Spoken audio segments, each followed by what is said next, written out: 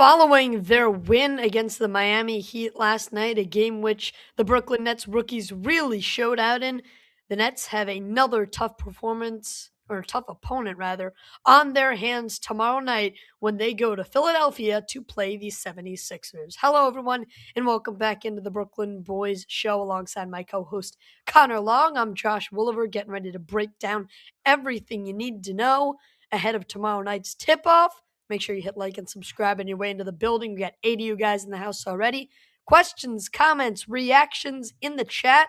We'll react to all those in just a couple of minutes.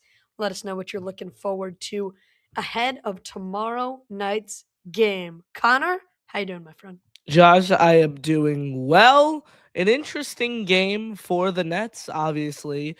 Played just last night. I know you gave your thoughts on the 15-point victory for this Brooklyn Nets squad, and a game where, like you mentioned, some of the young players really played well. So we'll kind of circle back to that later on in the show. But yeah, tomorrow, certainly an interesting test for a Nets team that's fresh off a win. When you look at the 76ers, they rank fourth in the Eastern Conference standings right now. They're 16-11 on the year. And I think the biggest thing and the biggest storyline on the 76ers side of things has been the rookie season thus far of VJ Edgecombe. He's been everything they had expected. Now, Edgecombe is someone who entered the NBA with a stout defensive game, and that was the focal point of his player profile. In an offensive game where there was room for growth, I think the most promising sign that the 76ers have seen is he has grown offensively, and that facet of his game has developed at the NBA level in a way I think they hope. So,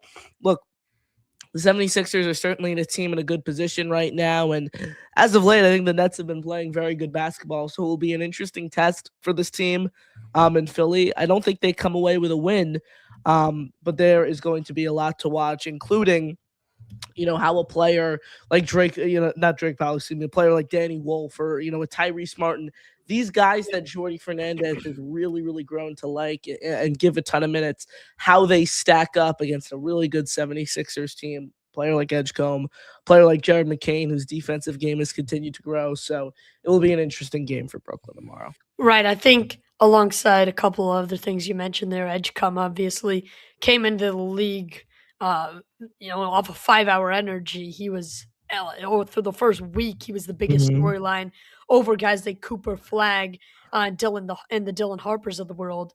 And he sort of slowed down a little bit, but it's what you'd expect from a rookie. So he flies into the league soaring above everybody else. He's come back down to earth a little bit, but you're right, Connor has still played a prominent role in that team. I think I want to start here with the superstar, the guy that's going to be the best player on both ends of the floor, and that's Joel Embiid, who is probable to play, has had a little bit of a knee issue lingering throughout the season. He was sick. He was diagnosed with an illness a couple of days ago. The Sixers have him listed as probable. Assuming he plays, he should be able to dominate in the paint. But here's what I will say. This is a big time chance for Nick Claxton to prove his worth against a Joel Embiid that, while might not be 100%, is still an all NBA caliber player. And maybe not just for Nick Claxton, maybe for the Nets front office to realize where his trade stock is really at.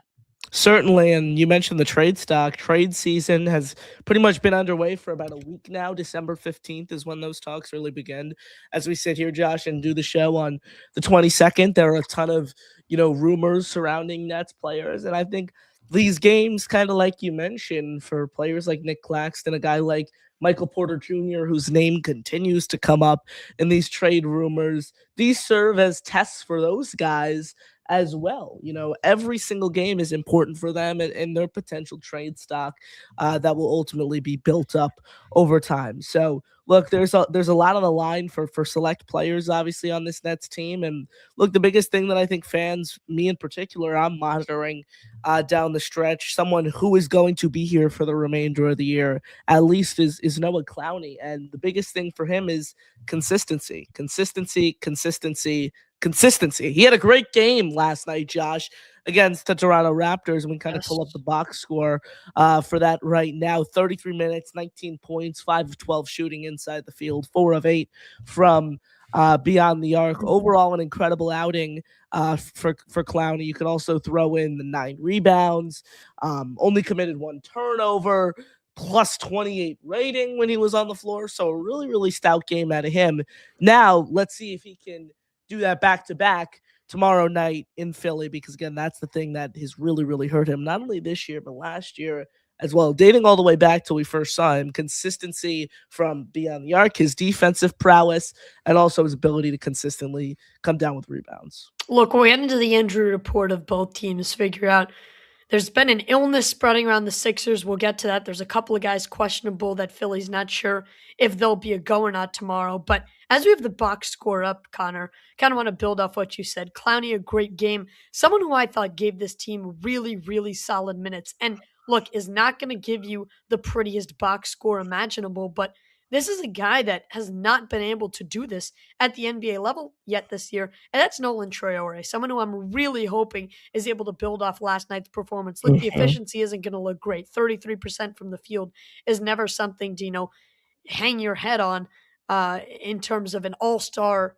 player. But Nolan Traore, for one of the first times when he's been entrusted with a big role in terms of minutes on this team so far this season, played very, very well in Yeah. my eyes. And the fact of the matter is again, the efficiency is not going to look great, but what I really liked is he was able to use his strengths well. You saw him get downhill, finish high off the glass. He was also a really, really solid in transition defense, something that the Nets have struggled in. He got back, sprinted back on defense, and came up with a big strip block, as I forget who it was, trying to go up for a layup, but forced a turnover. So I love the intensity from Traore. Really looking for him to get some good minutes tomorrow night as well. Yeah, Josh, I think I mentioned this on the last show we did, which was, I believe, was Friday. And I spoke about how every rookie had really had their moment already with this Nets team where they showed why they were drafted and they flashed that upside. Traore was the lone guy who hadn't done that. And look, I guess you can kind of count last night's game. I think the biggest thing for Nolan Traore is we're seeing development. I think a lot of fans view his time in the G League as he's not playing in the NBA, so that doesn't matter. I entirely disagree with that. That's not how NBA organizations view it either. His turnover numbers with the Long Island Nets went from extremely high to getting trimmed down outing after outing. So, look, I'm happy for Nolan Traore. He's someone I think who should be playing a lot more minutes on this Brooklyn Nets squad, especially when you look at a player like Drake Powell, Jalen Wilson. Those guys are out. I want to see them prioritize minutes with Nolan Traore. I know different positions, but he can kind of pick up some of that load because Wilson and Powell were two guys playing a significant amount of minutes. Dish some of those out to Traore. Go with a smaller ball lineup so you can get minutes from Traore. You can get minutes with Dielman. I really want to see both those guys on the floor and how they mesh because that is going to be really intriguing. Those were the Nets' first 2 draft picks, and they kind of have a similar skill set in the sense that they both want to be the ball dominant, the ball heavy, shot creators, facilitators. I want to see how they mesh together. So I want to see more of Nolan and Jaeger on the floor together, Josh. 100%. And I think a good opportunity to do so as Drake Powell has been ruled out for his second straight game, as you see on the bottom there. Did not play last night due to that sprained right ankle, something he suffered 2 games ago against the Miami Heat. So good call there. Traore could get some more minutes. But look, I like how Jordy Fernandez, as you can see in the box score, has kind of figured out that it's time for some of these guys who don't really have a long-term worth on this team to take a step back. I think he realized that because at the beginning you were consistently seeing Zaire Williams either as the first guy off the bench or in a select few games a starter. At this point, he's playing 15 minutes at most a night. Yep. Tyrese Martin, thank the Lord his minutes are getting significantly scaled back. I am sick and tired of seeing that guy on the floor. Only 2 points in 11 minutes last night. Heck, Jalen Wilson did not even come off the bench and check Mhm. into the basketball game. So believe me, even if the efficiency is not great, you would much rather, if you're Josh Williver as the coach, you would much rather have Nolan Traore out there for 22 rather than adding minutes on to a guy like Martin, a guy like Williams. Maybe not Williams as much, but Wilson certainly. And even begin to Mhm. scale back a guy like Terrence Mann might be a little bit tougher because you might be wanting to raise his trade stock. And he is, in fact, a starter on this basketball team. But I like how the rules have sort of shifted here. And now it's allowing for those younger guys to be able to step up like Charter did last night. Most definitely. Danny Wolf, I think, is someone who I'd put in the same tier as Noah Clowney, like I mentioned, who I want to see more consistency from. 19 minutes, 0 points is inexcusable, along Yeah. with having just 3 rebounds and 2 assists to go with it. So you need to see improvement from him. Zaire Williams, come on, man. They signed you to an extension, 2-year deal this offseason. I loved what I saw to you last year. For the most part, he has been super, super, super quiet Yeah. all year long. He Less just of doesn't take shots. He must have lost confidence or something. Like, he yeah, is and not. last year the issue was he was shot chucking from everywhere. And Terrence Mann is another one. I don't want to see Terrence Mann on the floor. He's not good. He's 26 minutes is too much for Here's Terrence another guy Mann. that doesn't produce in terms of man. Like, when was the last time you saw, like, Terrence Mann hit a couple big buckets? I don't think I have. The home opener, that's it. Yeah, Uh, no, he actually lost them the game. He took a oh yeah, terrible yeah. He shot lost it from 30 feet down the out. stretch. He struggled, but Yeah. earlier on, like he was getting buckets, and Yeah, he played a that, solid role in the he comeback. shouldn't be starting. He No, shouldn't be no, starting. he shouldn't. It's that You're right. simple. No, he shouldn't. And I think when Drake Powell comes back, they realize that, and he's at least has a less significant role in the lineup, and that's what I hope for. Absolutely. Hit like, hit subscribe if you haven't done so yet. Questions, comments, thoughts, throw those in the chat. We'll react to those in just a couple of minutes. A little bit of a mesh here, talking about what we saw last night, previewing what we will see tomorrow night. Couple notes here on Philly's end. Kelly Oubre has been ruled out with an extensive knee injury, and Quentin Grimes, like I've talked about, also Joel Embiid. Embiid's probable with the illness. Quentin Grimes, they're still unsure of, have him listed as questionable for tomorrow night. But those are two key guys in terms of Oubre and Grimes that can give Philly some solid minutes that will not be in the rotation tomorrow.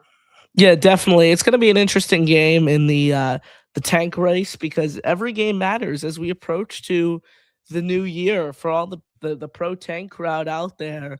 These games are going to be interesting for the Nets, so I think you could say that is an L for the pro tank net fans out there because a look at Tankathon right now, the Nets currently have the 6th worst record in the NBA, 8-19. That is so. Look, the tank crowd is going to want to see or more losses coming up. They want to see that L column quickly creep up into the 20s. Just like Indiana, who started to get hot a little bit, lost 4 straight. So they're kind of in an interesting boat. Yeah, which is crazy. I mean, they were in the I know Halliburton Yeah. and all that, but it's just still obviously Halliburton losing him to a Injuries significant kill, injury. man. But it's crazy to think that a team, again, injuries aside, in the NBA Finals last year has the 2nd worst record in the NBA. They're not And even trying to win games at this they're point. not even They're trying to. full. And also, they've played one more game than the Wizards as well. So the Wizards, like, Yeah. I mean, they could. Yeah, the Pacers could have the worst record in the NBA in a few weeks, which is just baffling. The Wizards are always bad, man. That's Yeah. it's been 5 straight of the exact same thing, and Mhm. every year I hear about this is the time where they make it out the mud and somehow they find themselves right back in the same position. Let's talk about a couple more of Philadelphia's role players. Jaron McCain, Tyrese Maxey, 2 very, very important pieces for the Sixers offense. Can both shoot the ball well. I think we know what Maxey can do.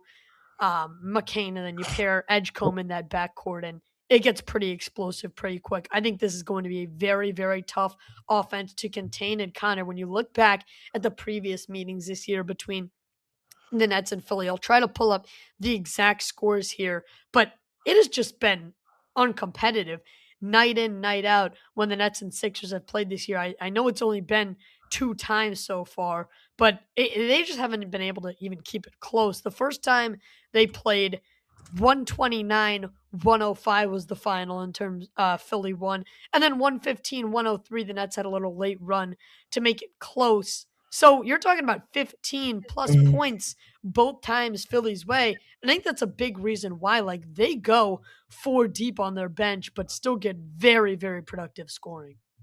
Yeah, yeah, absolutely. I think Jordy Fernandez rotation is certainly something that's been very interesting. Yeah. We're talking about from the Nets perspective.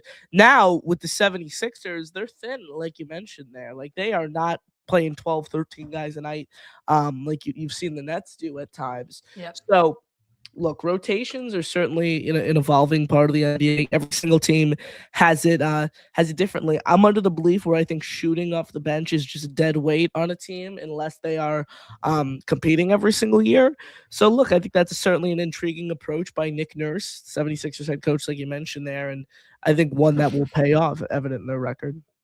Yeah, talk a little bit about McCain because McCain and Maxi, because I just think those are going to be the two most important guys. Like, even if Embiid plays, he's probably not going to go like what he could in the playoffs, like his 35 plus minutes a night, and just trying to put this team on his back. Like, I think McCain and Maxi play a pretty big role here, and then we can both agree Drake Powell's the Nets' best defender will not be out there, Yeah. and you're talking about we want to give a guy like Traore more minutes, or what's the alternative? Martin. So those are both Wilson. All three of those guys are undersized, and I don't think any of them can compete with a McCain or a Maxi, whether it's ball handling for Philly's offense, whether it's perimeter shooting. I just think whoever lines up against them is just not going to have a fun day perimeter.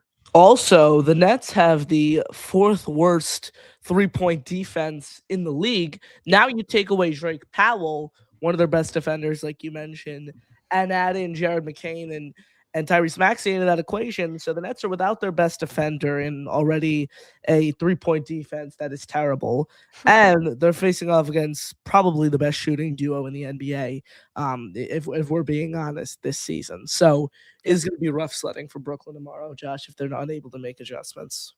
Yeah, and I think the fact that you mentioned the 3-point defense. The defense overall has been getting much better. They're actually one of the best defensive teams in the entire NBA in the month of December so far.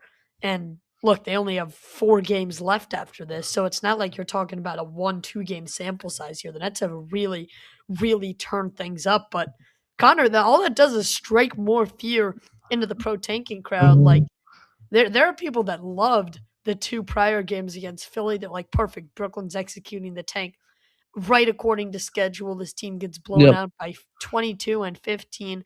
They are uncompetitive, and that's all I want to see this year. Continue to lose, continue to raise those draft odds.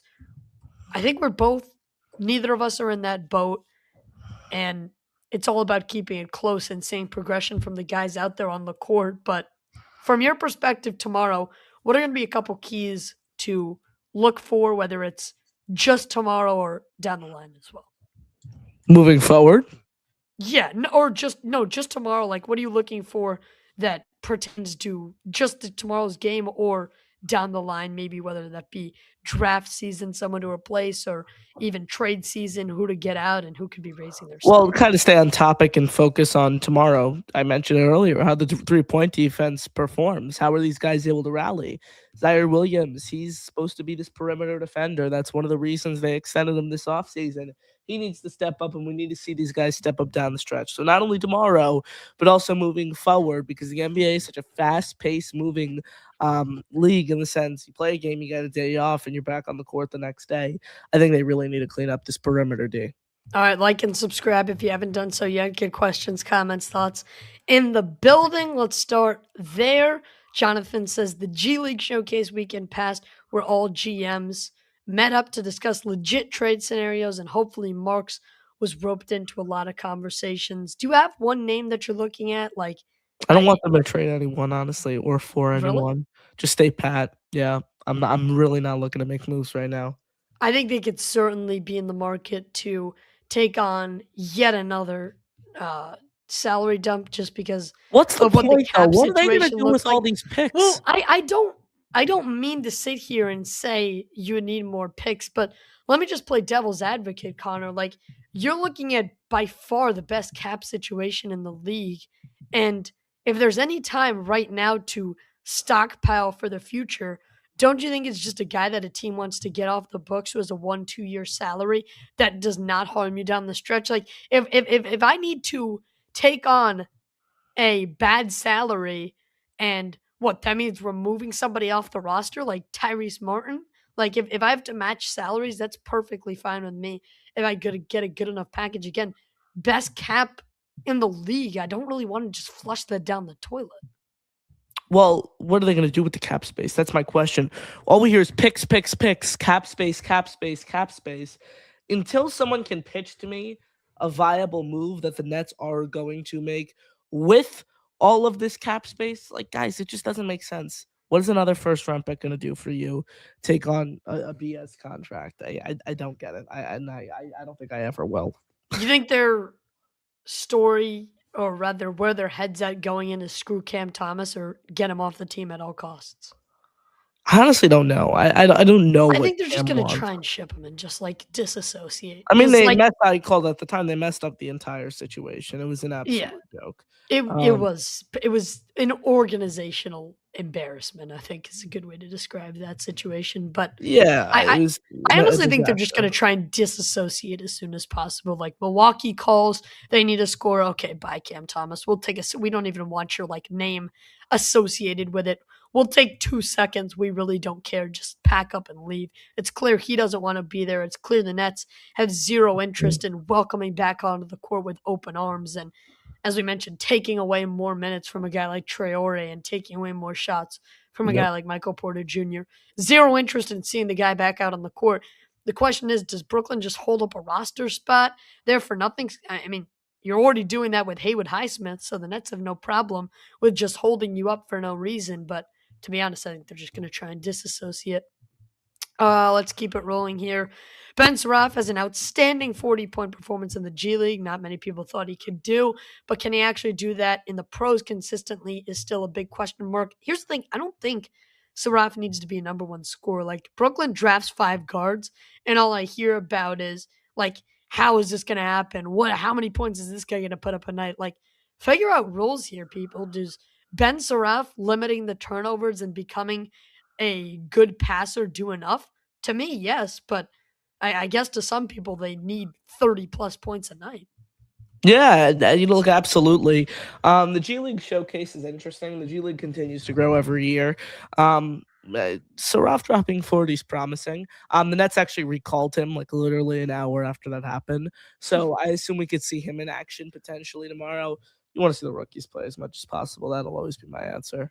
Exactly. Rookies again, Yegor Gioman, another very, very promising night. Someone who I am already willing to admit, 3 months into his NBA career, I was completely wrong about on draft night. You can search up the video of me going off on Sean Marks after that pick.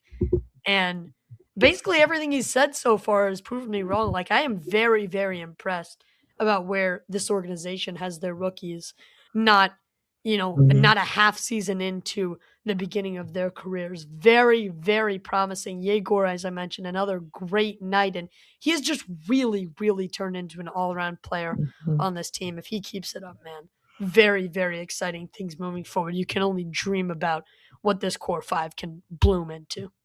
Yeah, absolutely. And I think the biggest thing is all these guys have flashed a ton of upside. And I think that's exactly what fans want to see. Yeah, here we go with a crazy, crazy trade scenario. Would you be open to a MPJ Paul George Clippers unprotected 2028 first? So, Connor, that's going to be a pick that's past my high school days. 76ers front court is not as strong as their backcourt, and Philly might not address it. Look, I said I was open to a salary dump. A super max is not the ballpark I was looking for. No. Yeah, this is why would would they want to trade Michael Porter Jr.? No. And why Paul George? Yeah. Paul George is worse than MPJ, and I know. double the price. You want to know what the crazy thing about this trade is? The reason I hear people and I listen to the BK Nothing but Nets podcast. So, and they had Pete from Nets Fans on. So, all 3 of those guys, friends of the show, awesome channel if you haven't checked them out. They were talking about what to do with MPJ, and Pete was stressing that a good reason to trade MPJ right now, or maybe this was on Big Fan Breezy's show. Good reason to trade MPJ right now is because he's had 3 back surgeries. You don't know what the longevity looks like once he hit that 30 or so age mark. And He's he's at played his almost peak every game potential over right the now. past 2 years. This is an Ex insane argument. exactly, and then to That say that the reason you want to trade MPJ is because of longevity, and to turn around and get a super max for Paul George of all people, you wanna talk about Yeah, longevity there? He's never healthy. yeah, it's an absurd take, absolutely. If you look at his game, if you look at his playing logs, MPJ did not play, and I pointed this out because I love the trade from the start. Fans hated it because of the Phantom injury crap. It's easy Yeah. to disprove And it. also, I just was, like, never that huge on Cam Johnson. Like, Rookie I year, wasn't, like, sobbing to see him go. rookie year didn't play at all. Second year, 55 games, still recovering. Third year, 61 games, again, still recovering. 21-22, we played 9 games. That was a wash. 2022-2023, 62. But then 23-24, 81, 77 last year. Yeah. And he's missed what, 1 or 2 games this year? He had the Yeah. I In think a it was a very back. minor flare-up, I think it was. Yeah, very, very much. He's missed 1 or 2 games this year. He's been on the court for 23 games. Enough with this crap, guys. Yeah. Again, he's 27 years old. These injuries are easy to recover from when you're young. Kevin Durant recovered from an Achilles tear. How old was he? 29, 28? Like he was not he was when was that, Josh? How old was he? Help me out here. KD? Yeah, how old? Do you know how old he was when he had that I do not, like, tear? early to mid-20s? No way. 'Cause he came in the league in 2007. The injury happened in 2019. So he was 30. He was 30, and he's still an Um all-time NBA great. yeah, and he was so much older too when he made a full recovery and played fine. Yes. Crazy Yeah, that KD's 37 years old I think and he's still MPJ, like, averaging the injury stuff 25 has a gotten game. what was that? Kevin Durant's 37 and he's still averaging 25, 5. Yeah, that's so like that's like LeBron-esque beating father time in that sense. I just Yeah. think this MPJ injury stuff has gotten blown way out of proportion. It's like, Mhm. oh, get him out of here. He's not gonna be good in 2 years. It's like, hold on, take a step back. Has this guy not Yeah. been like averaging 30? Has this guy not been like probably the best scorer this team has seen?